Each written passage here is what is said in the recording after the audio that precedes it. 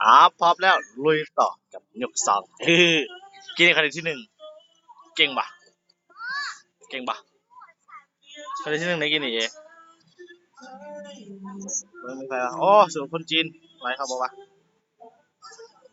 ซื้อไปแต่งปรับแต่งใหม่แล้วเนี่ยหนึ่งเขาจะขับมาประกบเบิดเตรียมโต๊ะออกล่าก่อนจัดการพื้นที่เคลียร์พื้นที่ก่อนโอเคพร้อมเตรียมตัวอีก10 วินาทีลุยไทยฮอน50ก่อนสิ50 คิวก่อน4 3 2 1 go go go go หาตำแหน่งโอ้ด้านนี้ขับเลยทางไหนได้ไปก่อนได้ไปก่อนได้ไปก่อนเอา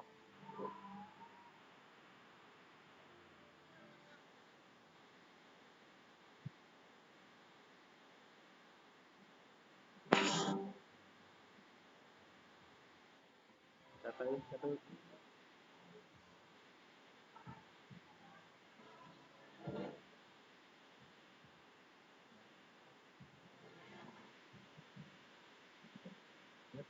ได้แล้ว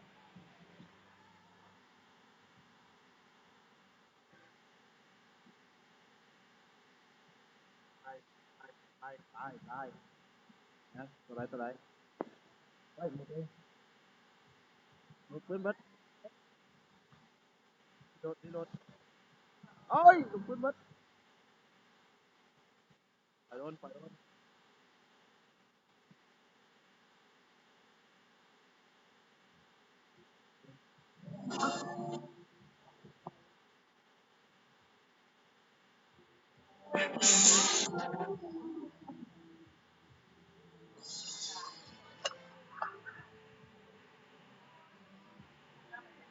โอ้กูกำลังเล็งลืมลืมว่าบุญโยนสกปโอ้ยสัตว์เอ้ยอ้อมเลย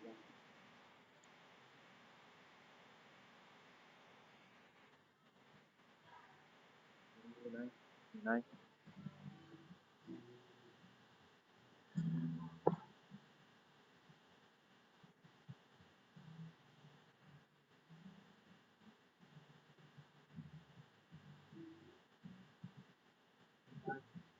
เฮดช็อต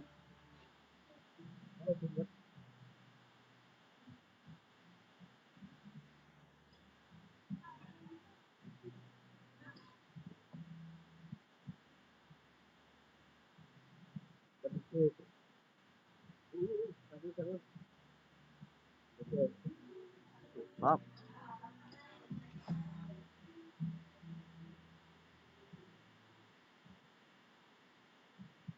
อย่านั่ง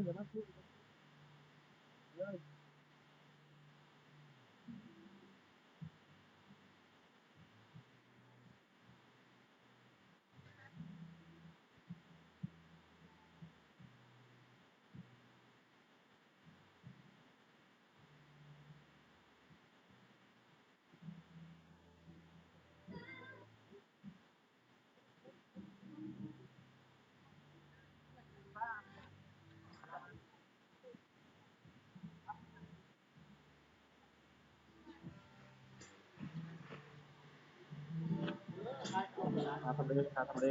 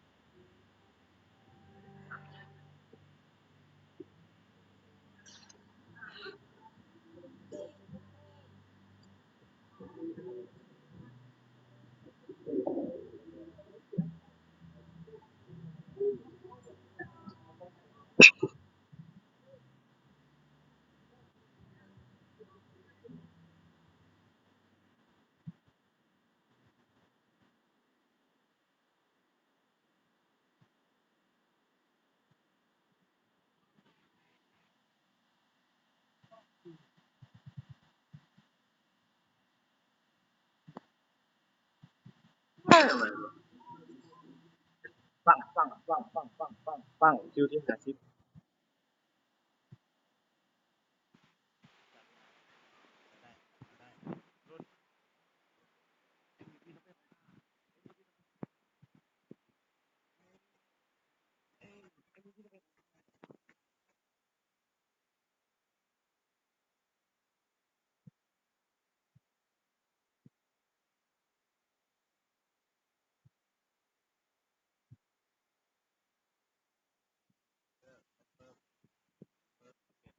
โอเคแชร์มา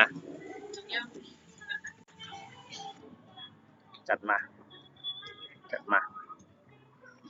จัดมาทายพลังส่งโอเค